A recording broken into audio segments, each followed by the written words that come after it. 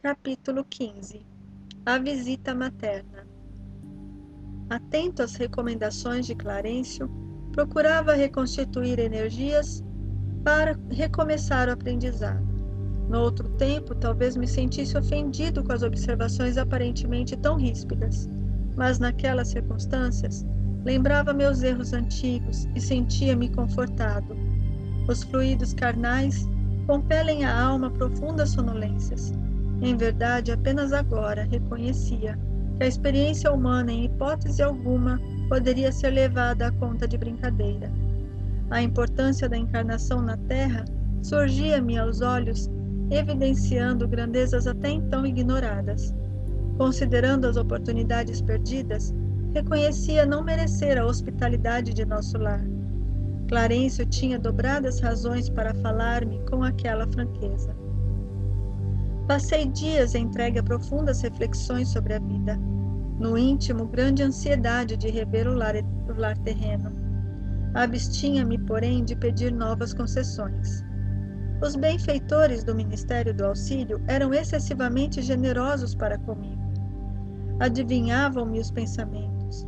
Se até ali não me haviam proporcionado satisfação espontânea a semelhante desejo, é que tal propósito não seria oportuno.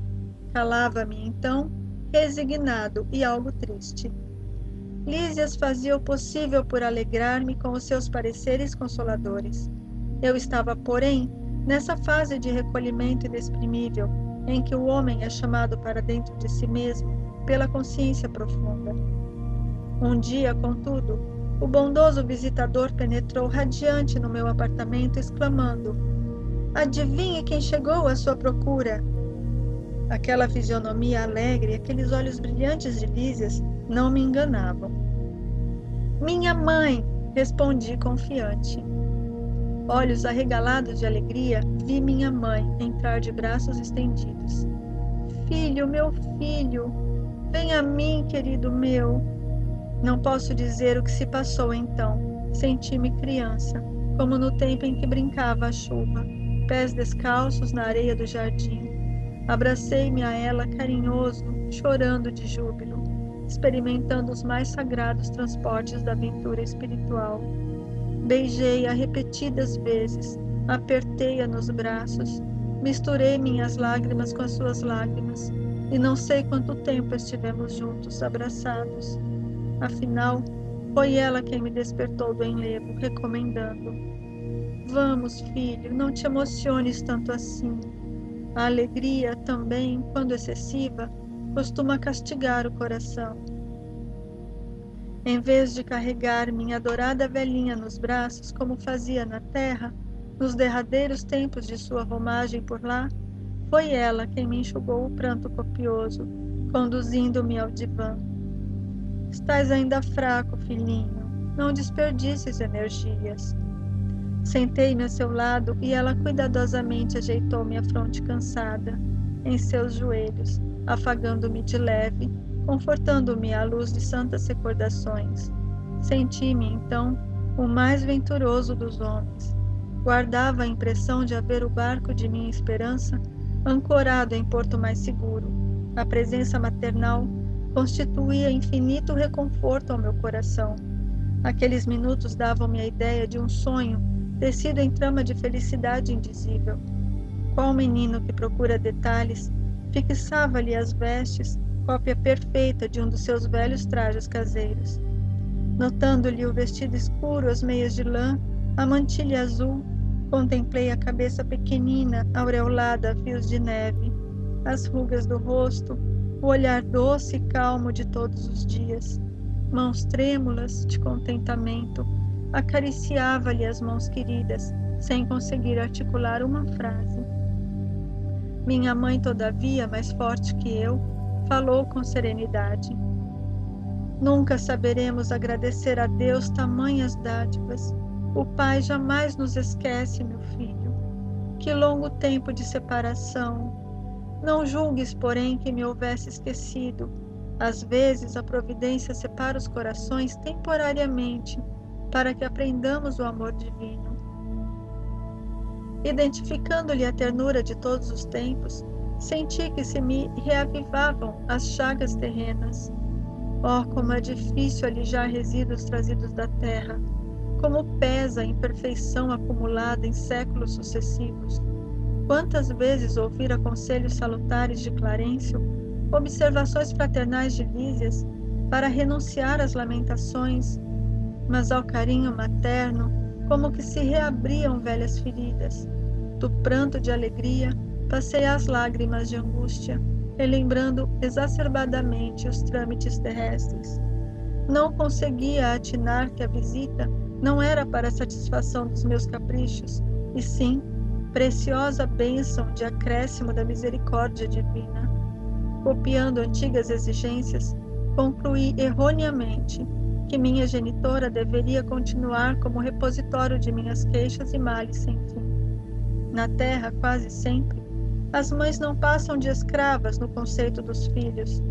Raros lhes entendem a dedicação antes de as perder.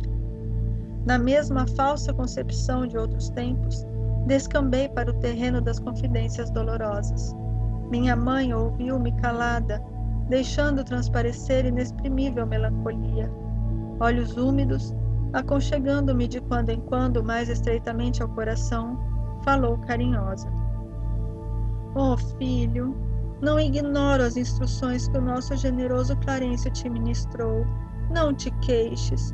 Agradeçamos ao Pai a bênção desta reaproximação. Sintamo-nos agora numa escola diferente, onde aprendemos a ser filhos do Senhor. Na posição de mãe terrestre, nem sempre consegui orientar-te como convinha. Também eu trabalho, pois, reajustando o coração. Tuas lágrimas fazem-me voltar à paisagem dos sentimentos humanos. Alguma coisa tenta operar o retrocesso de minha alma. Quero dar razão aos teus lamentos, erigir-te um trono, qual se foras a melhor criatura do universo. Mas essa atitude, presentemente, não se coaduna com as novas lições da vida. Esses gestos são perdoáveis nas esferas da carne. Aqui, porém, filho meu, é indispensável atender antes de tudo ao Senhor. Não és o único homem desencarnado a reparar os próprios erros. Nem sou a única mãe a sentir-se distante dos entes amados. Nossa dor, portanto, não nos edifica pelos prantos que vertemos, ou pelas feridas que sangram em nós, mas pela porta de luz que nos oferece ao Espírito, a fim de sermos mais compreensivos e mais humanos. Lágrimas e úlceras constituem o processo de bendita extensão dos nossos mais puros sentimentos.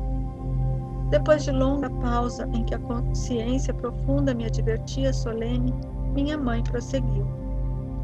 Se é possível aproveitar estes minutos rápidos em expansões de amor, por que desviá-los para a sombra das lamentações? Regozijemo-nos, filho, e trabalhemos incessantemente. Modifica a atitude mental. Conforta-me tua confiança em meu carinho. Experimento sublime felicidade em tua ternura filial, mas não posso retroceder nas minhas experiências. Amemo-nos agora, com o grande e sagrado amor divino. Aquelas palavras benditas me despertaram. Guardava a impressão de fluidos vigorosos que partiam do sentimento materno, vitalizando meu coração. Minha mãe me contemplava desvanecida, mostrando belo sorriso. Ergui-me respeitoso e beijei-a na fronte, sentindo-a mais amorosa e mais bela que nunca. Capítulo 16. Confidências. Consolou-me a palavra maternal, reorganizando minhas energias interiores.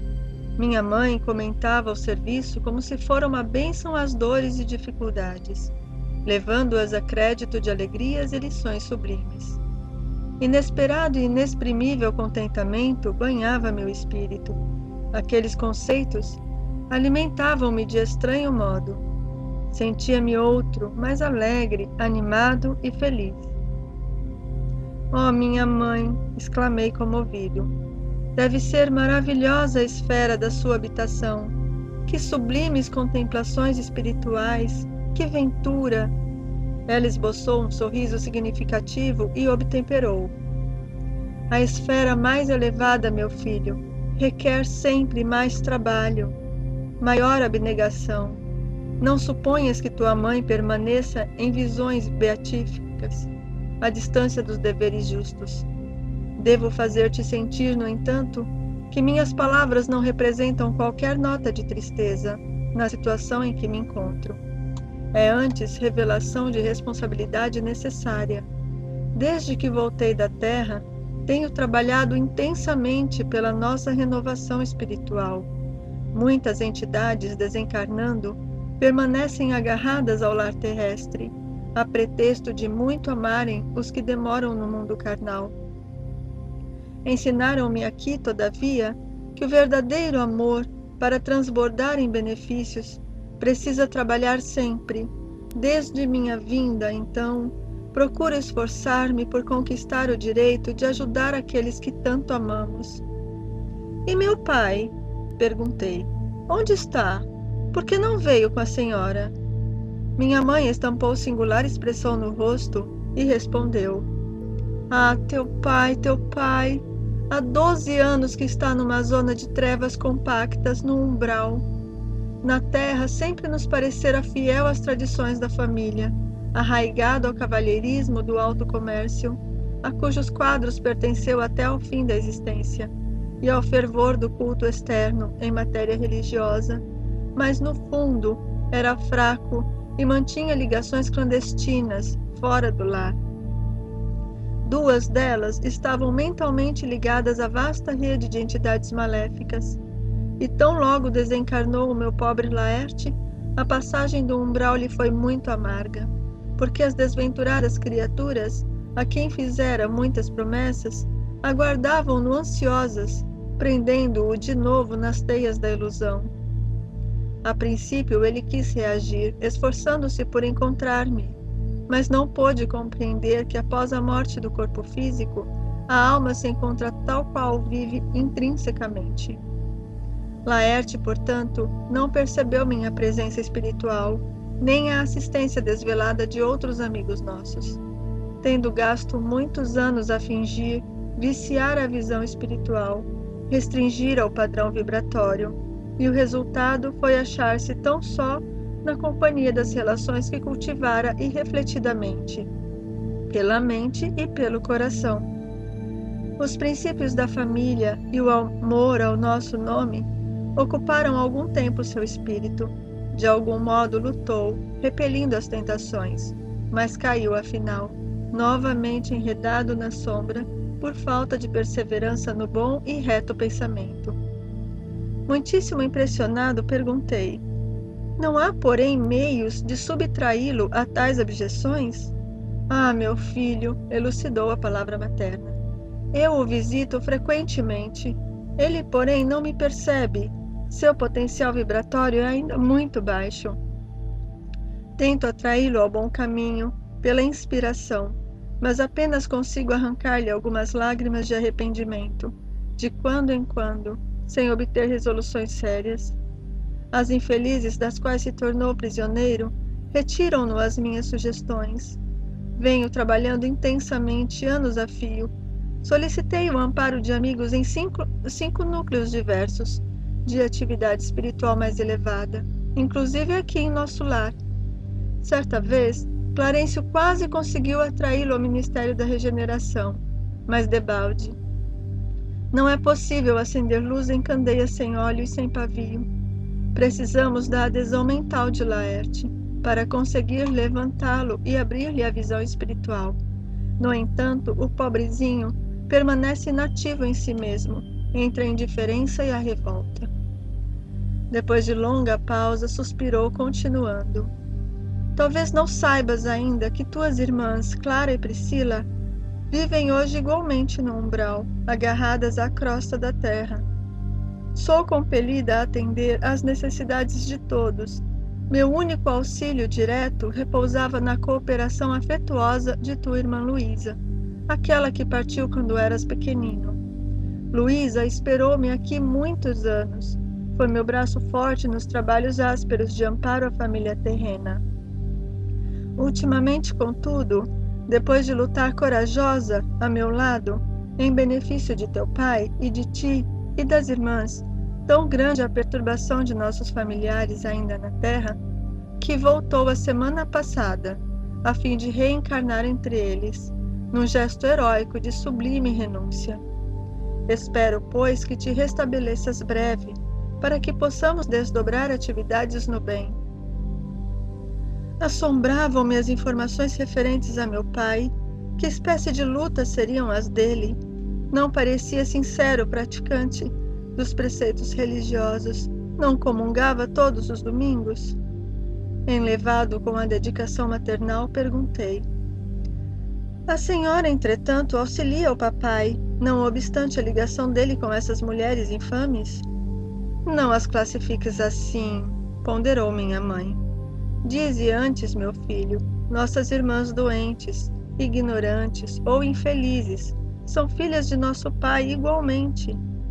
Não tenho feito intercessões apenas por Laerte, mas por elas também, e estou convencida de haver encontrado recursos para atraí-los todos ao meu coração.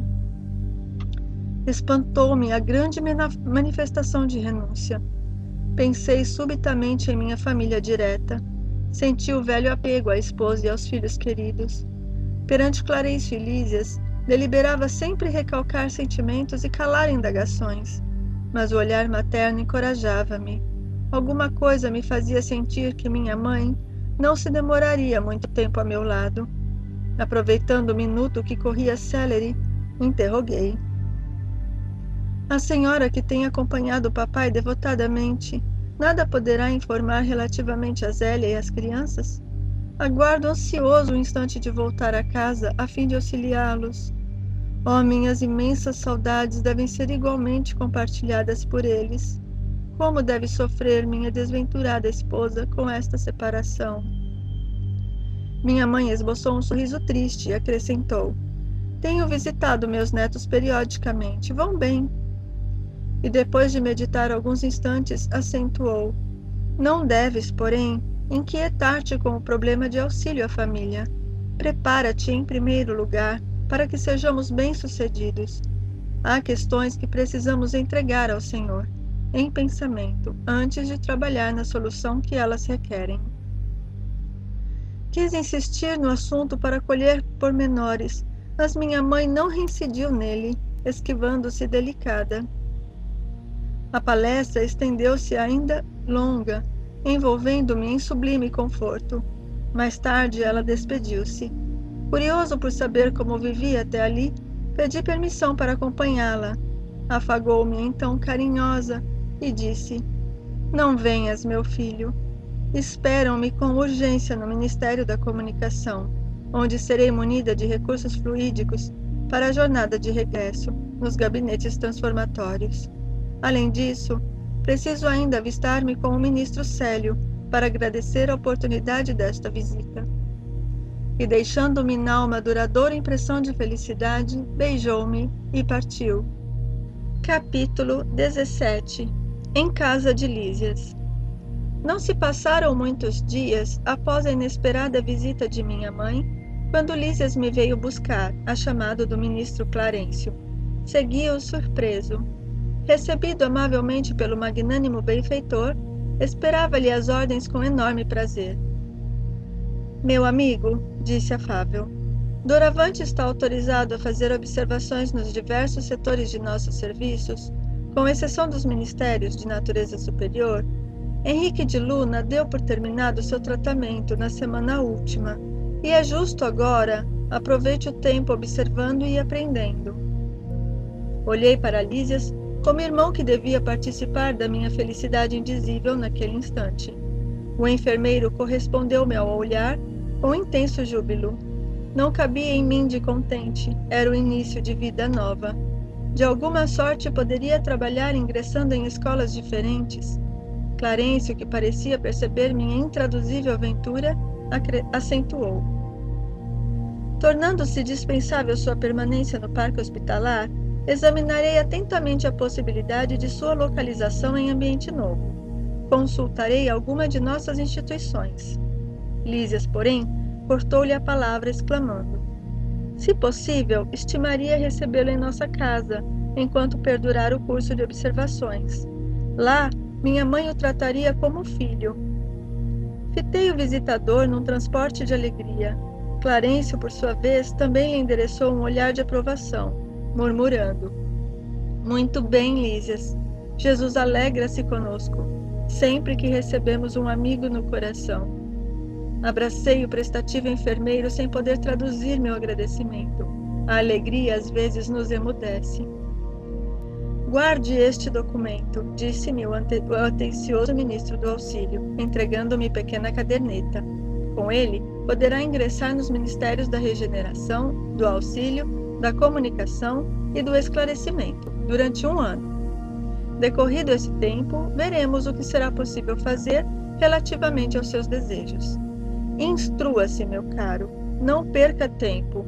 O interstício das experiências carnais deve ser bem aproveitado. Lísias deu-me o braço e saí, enlevado de prazer. Passados minutos, ei-nos à porta de graciosa construção, cercada de colorido jardim. É aqui, exclamou o delicado companheiro, e com expressão carinhosa acrescentou: o nosso lar, dentro de nosso lar. Ao tinido brando da campainha no interior, surgiu à porta a simpática matrona. Mãe, mãe! Gritou o enfermeiro, apresentando-me alegremente. Este é o irmão que prometi trazer-te. Seja bem-vindo, amigo! Exclamou a senhora nobremente. Esta é a sua casa. E abraçando-me, soube que sua mamãe não vive aqui. Neste caso, terá em mim uma irmã, com funções maternais. Não sabia como agradecer a generosa hospitalidade. Ia ensaiar algumas frases para demonstrar minha comoção e reconhecimento, mas a nobre matrona, revelando singular bom humor, adiantou-se, adivinhando-me os pensamentos. Está proibido de falar em agradecimentos, não o faça. Obrigar-me-ia a lembrar de repente muitas frases convencionais da terra. Rimo-nos todos e murmurei comovido. Que o Senhor traduza meu agradecimento a todos em renovadas bênçãos de alegria e paz. Entramos, ambiente simples e acolhedor, móveis quase idênticos aos terrestres, objetos em geral, demonstrando pequeninas variantes. Quadros de sublime significação espiritual, um piano de notáveis proporções. Descansando sobre ele, grande harpa talhada em linhas nobres e delicadas. Identificando minha curiosidade, Lísias falou prazenteiro. Como vê, depois do sepulcro não encontrou ainda os anjos arpistas, mas aí temos uma harpa esperando por nós mesmos. Oh, Lísias, atalhou a palavra materna carinhosa, não faças ironia. Não te recordas como o Ministério da União Divina recebeu o pessoal da elevação, no ano passado, quando passaram por aqui alguns embaixadores da harmonia? Sim, mamãe, mas quero apenas dizer que os arpistas existem e precisamos criar audição espiritual para ouvi-los, esforçando-nos por nossa vez no aprendizado das coisas divinas. Em seguida aos conceitos obrigatórios de apresentação, com que relacionei minha procedência, venha saber que a família de Lísias vivera em antiga cidade do estado do Rio de Janeiro, que sua mãe chamava-se Laura e que em casa tinha consigo 2 irmãs, Yolanda e Judite. Respirava-se ali doce e reconfortante intimidade. Não conseguia disfarçar meu contentamento e enorme alegria. Aquele primeiro contato com a organização doméstica na colônia enlevava-me.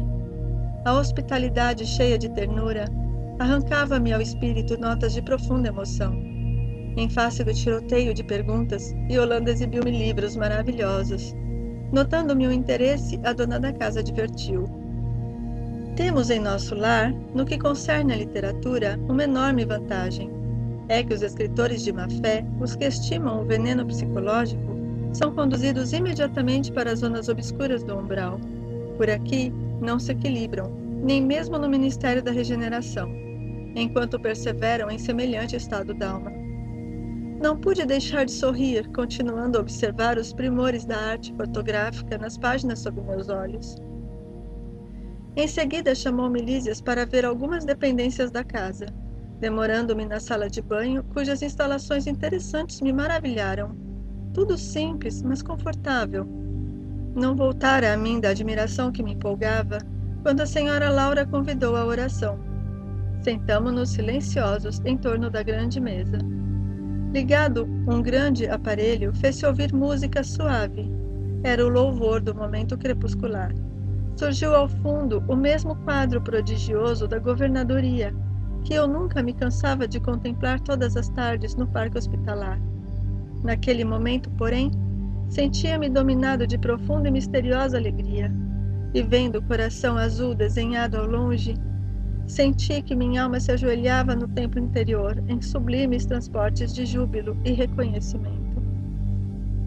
Capítulo 18. Amor, alimento das almas.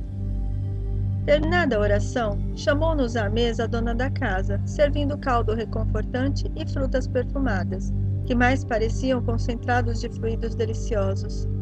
Eminentemente surpreendido, ouvi a senhora Laura observar com graça: afinal, nossas refeições aqui são muito mais agradáveis que na terra. Há residências em nosso lar que as dispensam quase por completo, mas nas zonas do Ministério do Auxílio não podemos prescindir dos concentrados fluídicos, tendo em vista os serviços pesados que as circunstâncias impõem. Despendemos grande quantidade de energia. É necessário renovar provisões de força. Isso, porém, ponderou uma das jovens, não quer dizer que somente nós, os funcionários do auxílio e da regeneração, vivamos a depender de alimentos. Todos os ministérios, inclusive o da União Divina, não os dispensam, diferindo apenas a feição substancial. Na comunicação e no esclarecimento, há enorme dispêndio de frutos. Na elevação, o consumo de sucos e concentrados não é reduzido, e na União Divina, os fenômenos de alimentação atingem o inimaginável. Meu olhar indagador ia de Lísias para a senhora Laura, ansioso de explicações imediatas. Sorriam todos na minha natural perplexidade. Mas a mãe de Lísias veio ao encontro dos meus desejos, explicando: nosso irmão talvez ainda ignore que o maior sustentáculo das criaturas é justamente o amor. De quando em quando recebemos em nosso lar grandes comissões de instrutores que ministram ensinamentos relativos à nutrição espiritual. Todo o sistema de alimentação nas variadas esferas da vida tem no amor a base profunda. O alimento físico, mesmo aqui, propriamente considerado, é simples problema de materialidade transitória, como no caso dos veículos terrestres, necessitados de colaboração da graxa e do óleo.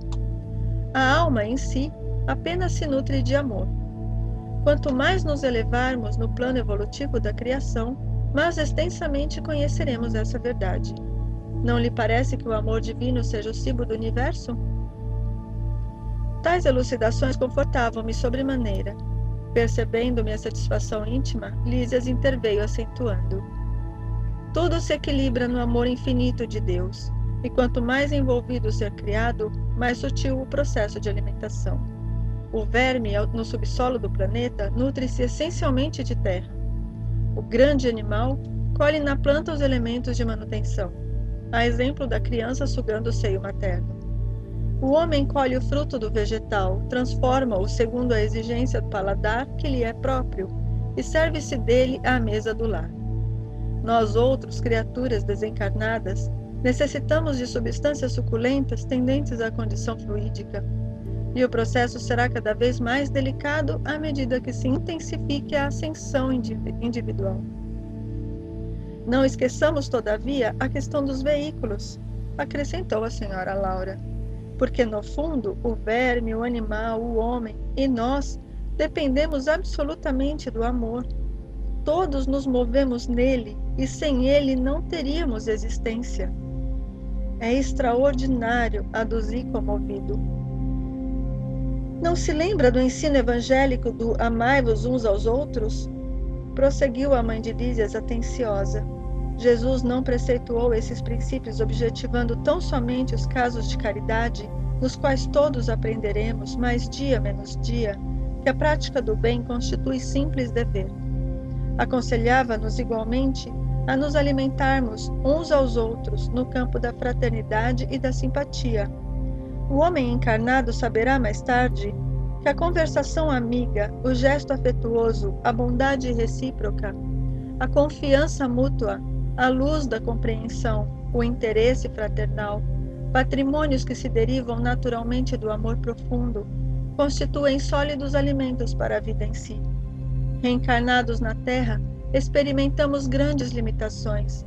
Voltando para cá, entretanto, reconhecemos que toda a estabilidade da alegria é problema de alimentação puramente espiritual. Formam-se lares, vilas, cidades e nações em obediência a imperativos tais. Recordei instintivamente as teorias do sexo, largamente divulgadas no mundo. Mas, adivinhando-me talvez os pensamentos, a senhora Laura sentenciou: e ninguém diga que o fenômeno é simplesmente sexual. O sexo é manifestação sagrada desse amor universal e divino, mas é apenas uma expressão isolada do potencial infinito. Entre os casais mais espiritualizados, o carinho e a confiança, a dedicação e o entendimento mútuos permanecem muito acima da união física, reduzida entre eles à realização transitória. A permuta magnética é o fato que estabelece ritmo necessário à manifestação da harmonia. Para que se alimente a aventura, basta a presença e, às vezes, apenas a compreensão. Valendo-se da pausa, Judite acrescentou: aprendemos em nosso lar que a vida terrestre se equilibra no amor, sem que a maior parte dos homens se aperceba. Almas gêmeas, almas irmãs, almas afins, constituem pares e grupos numerosos, unindo-se umas às outras, amparando-se mutuamente. Conseguem equilíbrio no plano de redenção. Quando, porém, faltam companheiros, a criatura menos forte costuma sucumbir em meio da jornada. Como vê, meu amigo, objetou Lísias contente, ainda aqui é possível relembrar o Evangelho do Cristo. Nem só de pão vive o homem. Antes, porém, de se alinharem novas considerações, tiniu a campainha fortemente. Levantou-se o enfermeiro para atender. 2 rapazes de fino trato entraram na sala. Aqui tem, disse Lísias, dirigindo-se a mim gentilmente, nossos irmãos, Polidoro e Estácio, companheiros de serviço no Ministério do Esclarecimento. Saudações, abraços, alegria. Decorridos momentos, a senhora Laura falou sorridente. Todos vocês trabalharam muito hoje. Utilizaram o dia com proveito. Não estraguem o programa afetivo por nossa causa. Não esqueçam a excursão ao campo da música. Notando a preocupação de Lísias, advertiu a palavra materna. Vai, meu filho, não faças Lacínia esperar tanto. Nosso irmão ficará em minha companhia, até que te possa acompanhar nesses entretenimentos. Não se incomode por mim, exclamei instintivamente. A senhora Laura, porém, esboçou amável sorriso e respondeu: não poderei compartilhar das alegrias do campo, ainda hoje. Temos em casa minha neta convalescente, que voltou da terra há poucos dias. Saíram todos, em meio do júbilo geral. A dona da casa, fechando a porta, voltou-se para mim e explicou sorridente. Vão em busca do alimento a que nos referíamos. Os laços afetivos, aqui, são mais belos e mais fortes. O amor, meu amigo, é pão divino das almas, o pábulo sublime dos corações.